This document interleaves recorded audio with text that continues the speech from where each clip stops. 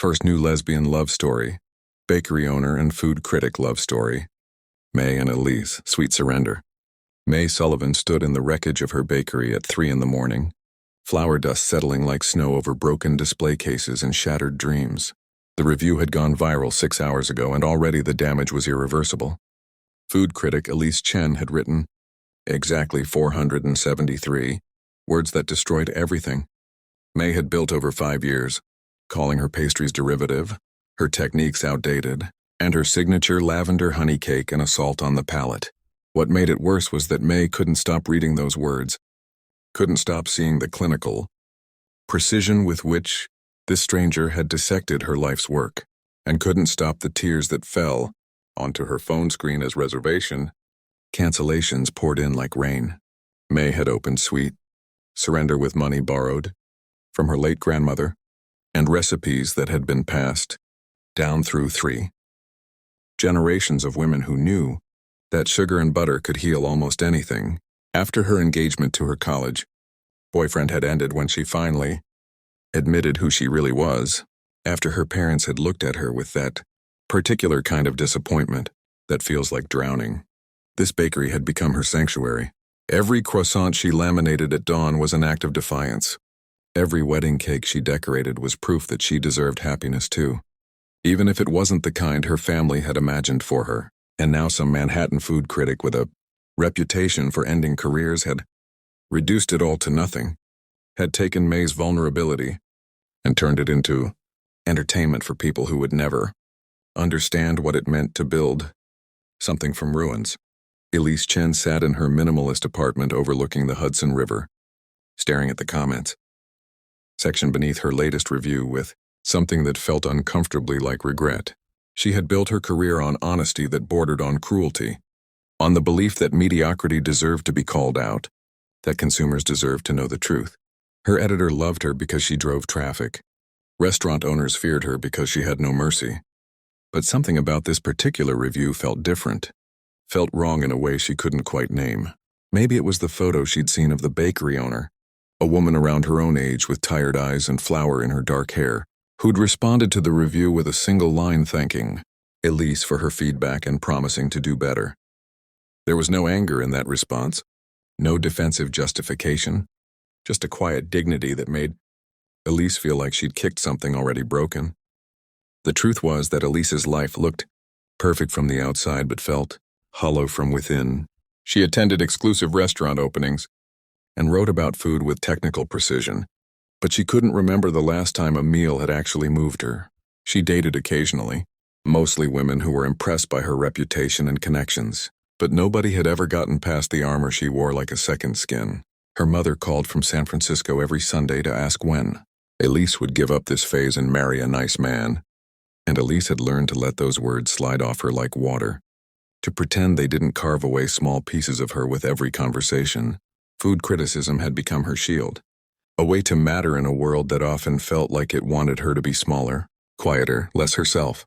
3 weeks after the review, Elise found herself standing outside Sweet Surrender at closing time, unsure why she'd come or what she planned to say. Through the window, she could see May wiping down tables in an almost empty bakery, moving with the mechanical precision of someone who had given up but hadn't figured out how to stop yet. When Elise pushed open the door, May looked up with eyes that registered recognition, and something that wasn't quite anger but wasn't forgiveness either. Elise heard herself say that she wanted to try the lavender honey cake again, that maybe she'd been too harsh, and May laughed without humor and said the words that would haunt Elise for weeks. You didn't just critique my baking. You critiqued my right to exist in a space that barely tolerates people like us anyway. That conversation should have been the end, but instead it became the beginning of something neither woman had anticipated. Elise started coming back, first out of guilt, then out of curiosity, and finally out of something she was afraid to name. May would talk while she baked, her hands moving through dough with a confidence that never quite reached her voice, telling stories about the grandmother who taught her that pastry was about precision but baking was about love, about the ex-fiancé who'd told her she was making a mistake that would ruin her life, about the regular customers who'd stopped coming after the review because they trusted critics more than their own experiences. And Elise would listen, really listen for perhaps the first time in years, understanding slowly that her words had power not because they were true, but because the world was already looking for reasons to dismiss women who dared to want things, to create things, to love differently. Something shifted between them in those quiet hours after closing, in conversations that stretched past midnight while May taught Elise the difference between techniques and soul, between food that impressed and food that comforted. Elise learned that May added lavender to her honey cake because it had grown in her grandmother's garden, that every recipe carried memory, that the slight imperfection in the croissant layers wasn't sloppiness, but the evidence of hands that worked through exhaustion and heartbreak and still showed up every morning at 4. And May learned that Elise's cruelty came from a different kind of pain, from a woman who'd been told so many times to hide and diminish that. She'd turned sharpness into a survival strategy, who wrote devastating reviews because at least then people were paying attention to her words, even if they'd never pay attention to her heart. The night everything changed, May was crying over her laptop, looking at the lease renewal she couldn't afford to sign, and Elise did something she'd never done before. She pulled May into her arms and let her fall apart without trying to fix it, without offering solutions or platitudes, just holding her through the grief of watching a dream die. May buried her face in Elise's shoulder and said she didn't know how to do this anymore, didn't know how to keep fighting in a world that seemed designed to break people like them. And Elise felt something crack open inside her chest, some sealed-off place where she'd locked away every soft feeling and tender hope. She whispered that she was sorry, that she understood now what she'd done, that she would write a correction, a retraction, anything. But May shook her head and said some damage couldn't be undone with words, could only be healed with different choices. What followed wasn't a fairy tale resolution, but something messier and more real. Elise did write a follow-up piece, but she wrote honestly about her own biases, about how she'd mistaken technique for soul, about how the best food couldn't be understood through criticism but only through context and care. The piece went viral too, but differently this time, starting conversations about who gets to be an expert, whose voices matter, what we lose when we value performance over authenticity. Some people called her a sellout. Others said she'd finally found her humanity. May's bakery didn't magically fill with customers overnight, but slowly, carefully, people started coming back, started bringing friends, started taking chances on a place that had been dismissed.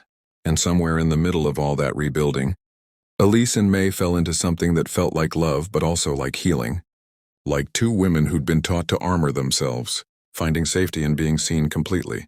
Their first kiss happened over a burnt batch of croissants that May was about to throw away, and Elise said they were perfect actually, perfectly imperfect.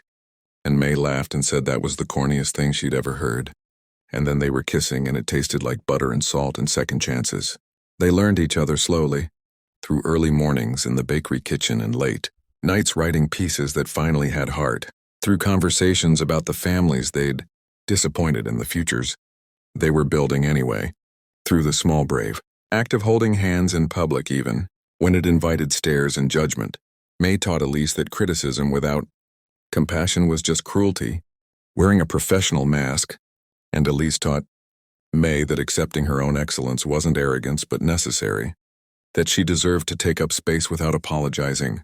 They had arguments about technique and tradition, about when to compromise and when to stand firm, about how to love each other through the fear that came with being visible and vulnerable in a world that still sometimes felt hostile.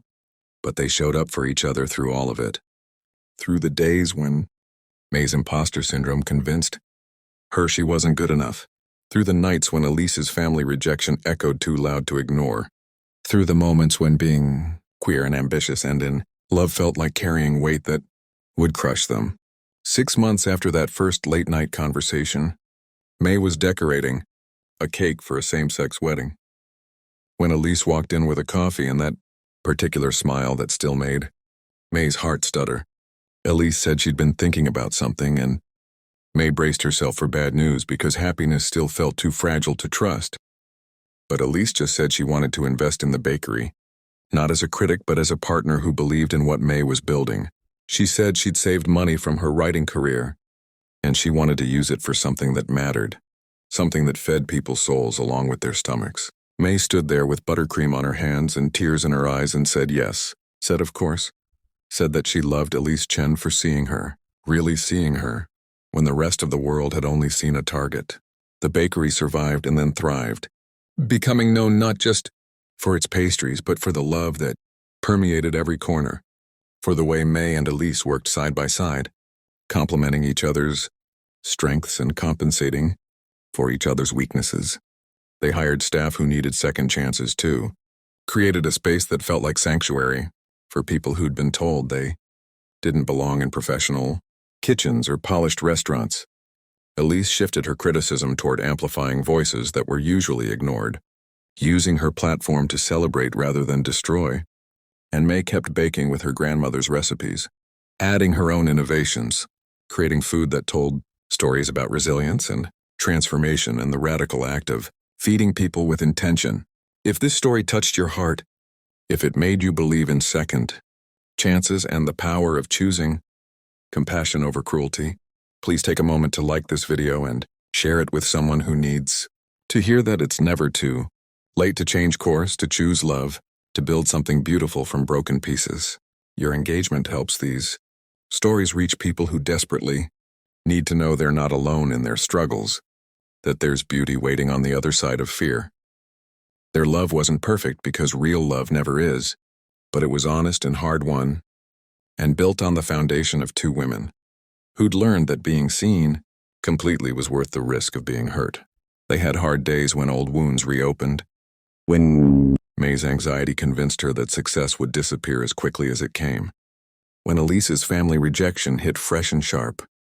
But they also had mornings when May brought Elise coffee in bed and evenings when Elise surprised May with flowers just because, ordinary moments that felt extraordinary, because they'd both learned that love wasn't about grand gestures but about showing up consistently, about choosing each other even when it was difficult, about building a home in each other's hearts when the world outside still felt uncertain. Before I share how their story continues, I want to ask you something special. Please take a moment to comment below with one word that describes what love means to you. Whether it's hope, courage, healing, or something entirely your own, I'd love to see what resonates in your heart. A year after that viral review had tried to end May's dream, Sweet Surrender hosted an event celebrating queer-owned businesses, and the bakery was packed with people who understood that food was never just about taste but about community, belonging, and the radical act of claiming space. May stood behind the counter with Elise beside her, watching customers savor pastries made with care and intention, and she thought about how the worst thing that had ever happened to her business had led to the best thing that had ever happened to her heart.